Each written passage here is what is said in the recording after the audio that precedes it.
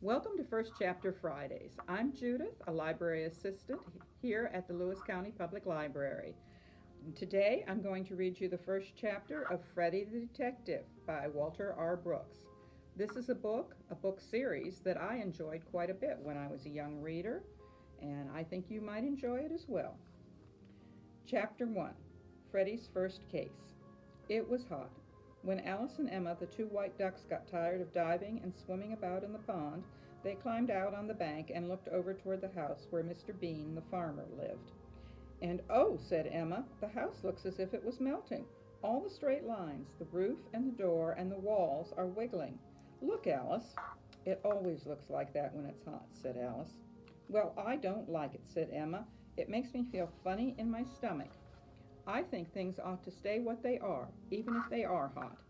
Let's jump in again and cool off." Alice looked at the water without much interest. It wasn't a very large pond, and in it were 3 cows and 2 horses and a dog, and on the bank were half a dozen other animals who were resting after their dip.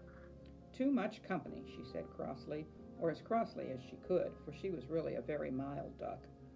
"I don't know why they call it a duck pond. Just as soon as the weather gets warm, every animal on the farm seems to think he has a perfect right to use it as a swimming pool without so much as saying please. And just look at that, Emma," she exclaimed. "What chance would you and I have in there now?" 2 of the cows, Mrs. Wiggins and Mrs. Wurzburger, were having a race across the pond and back. They splashed and floundered and snorted, making waves that would have upset the stoutest duck, while the animals on the bank cheered and shouted encouragement. "Come on, let's take a walk," said Emma. "Let's find a place in the shade where there's a breeze. The water's just as hot as the air is anyway." They waddled up the lane toward the house, and in a corner of the fence they came upon Jinx, the black cat, who was lying on his back with all 4 paws in the air, trying to keep cool. "Hello, ducks," he hailed them. "Gosh, you look nice and cool." "Well, you don't," said Alice. "I should think you'd stifle laying in that breathless corner. Why don't you come with us? We're going to look for a breeze." "Oops," shouted Jinx, jumping up with a bound. "I'm with you, girls. Tell you what, we'll go find Freddy. That pig'll be in a cool spot, you bet. He knows how to be comfortable better than any other animal on this farm." Freddy was indeed a very clever pig. It was he who had organized the animals on Mr. Bean's farm into a company known as Barnyard Tours Incorporated, which took parties of other animals on sightseeing trips. He knew how to read, and he had gathered together quite a library of the books and magazines and newspapers that different animals had brought in to pay for their trips with. He kept them in a corner of the pig pen, which he called his study. The pigs knew that even if Freddy wasn't in a cool spot, he would have a new bit of interesting gossip, or some story he had just read, to tell them about. So they started out to find him. "Have you heard about Everett's train of cars?" asked Jinx as he walked along.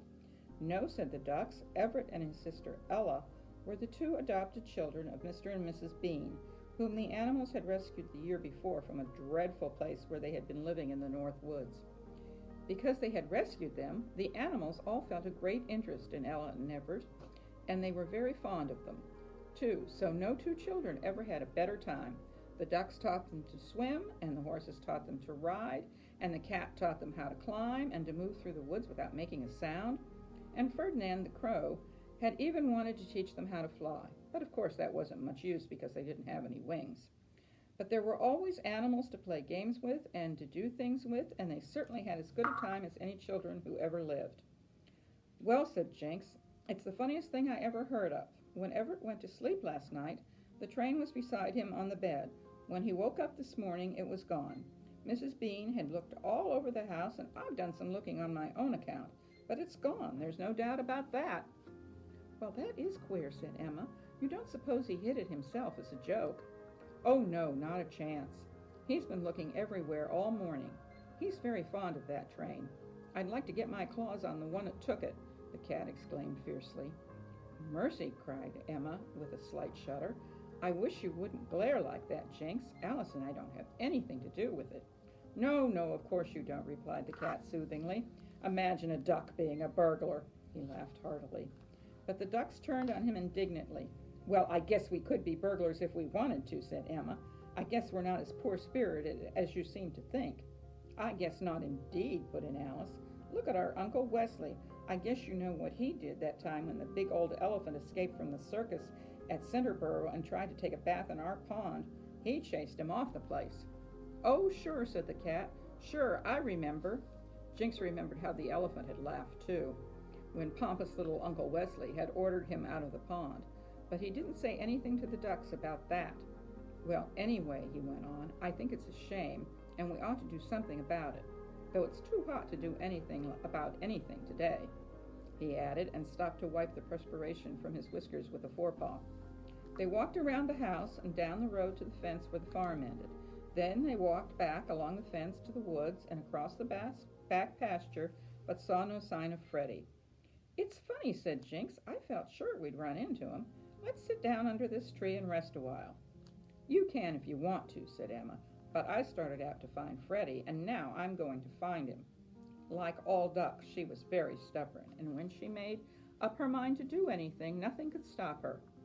"Oh, all right," said the cat good-naturedly, "only it's so hot. Let's try the pig pen. Maybe he's in his study." But he wasn't in the pig pen, and he wasn't in the stable or the cow barn. "He must be puttering around in the woods somewhere then," said Alice. "Maybe he's calling on Peter." Peter was the bear whom the animals had brought back from the north the year before, and who now lived in a cave in Mr. Bean's woods. "It'll be cooler in the woods anyway," said Jinx, so they went back across the pasture and plunged into the green silence of the trees. But it was very still in the woods and very dark after the glaring sunshine outside. They walked slowly along, calling, "Freddy! Hey, Freddy!" every now and then. Jinx liked the woods, but the ducks began to get a little nervous. "I don't like this," said Emma. "It's so dim and still, and I feel as if something were following us. There, did you hear that?" She stopped, and they all looked back over their shoulders, for somewhere behind them a twig had snapped. "Nonsense," said Jinx. "There's nothing here to hurt you. Come along." Said Emma doubtfully. "I don't like noises behind me. Uncle Wesley always said when you're out walking and hear noises behind you, it is better to go home right now." "But you're with me," said Jinx. "Oh, all right," said Emma. "We know you won't let anything catch us," and they went on. But the ducks were very nervous, and they walked with their heads turned around so far backwards that they were continually tripping over roots and stones, and even Jinx began to feel a little uneasy, particularly as his ears, which were sharper than the ducks', told him that someone really was following them.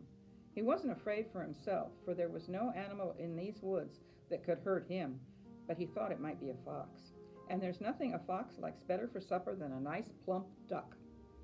He was about to suggest that they turn back when Alice suddenly gave a terrified quack and tumbled over in a faint.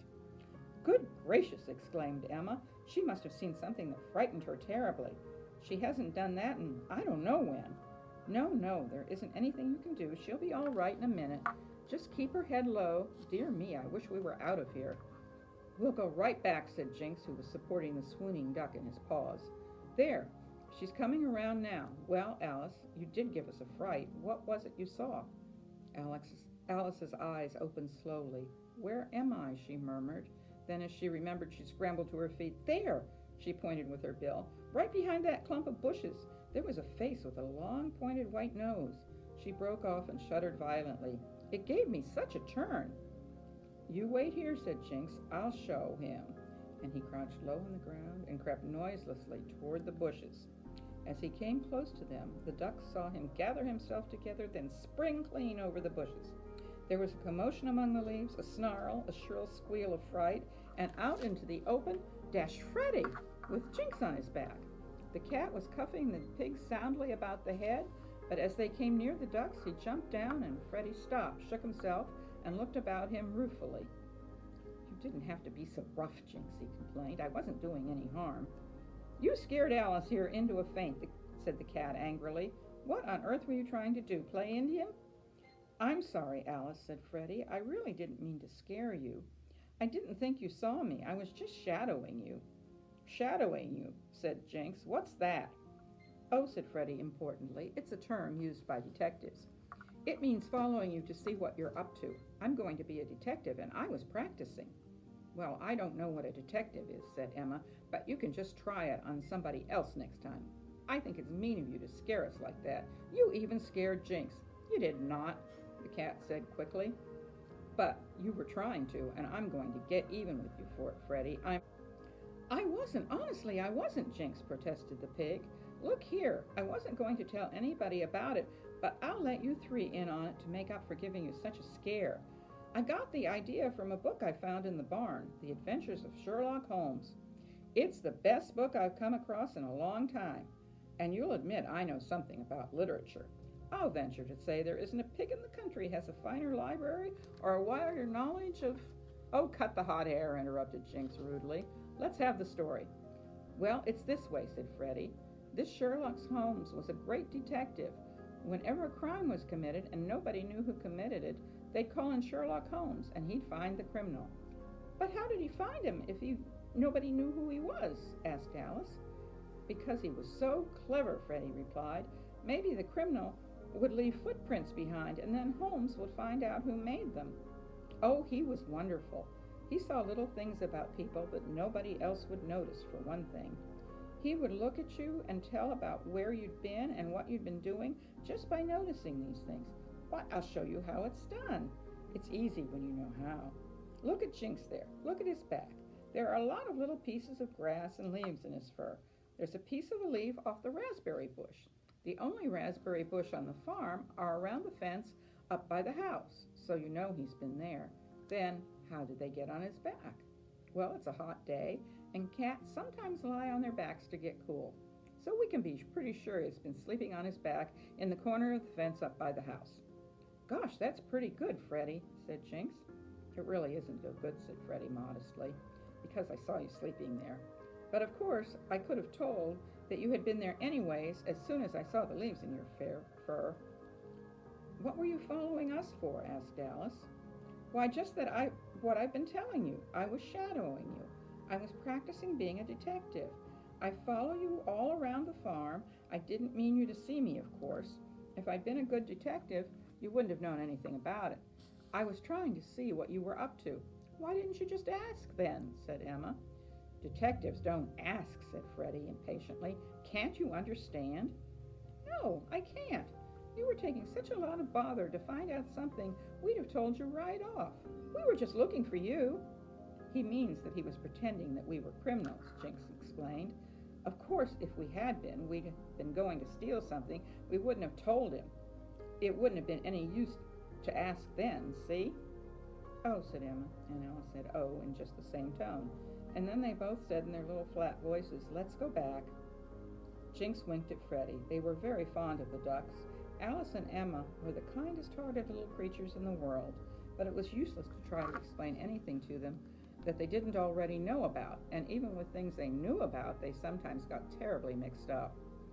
They waddled along happily together, their fright entirely forgotten, and Jinx and Freddy followed them, talking about the detectives. Freddy told him one or two of Sherlock Holmes' adventures out of the book, and Jinx was greatly interested.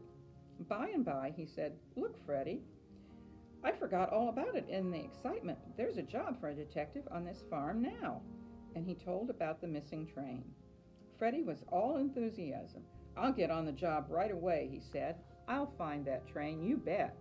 There are a lot of mysteries on a farm like this, and I'll solve them all. Maybe I can write them up in a book, The Adventures of Freddy the Detective. And this'll be the first one, Freddy's first case." "If you find the train," said Jinx. "Oh dear," said Freddy mournfully. "I like you, Jinx, but why do you always have to say things like that? Of course I'll find it." "Sure you will, old pig," said the cat with a grin, "because I'm going to help you." And that's the end of the first chapter of Freddy the Detective.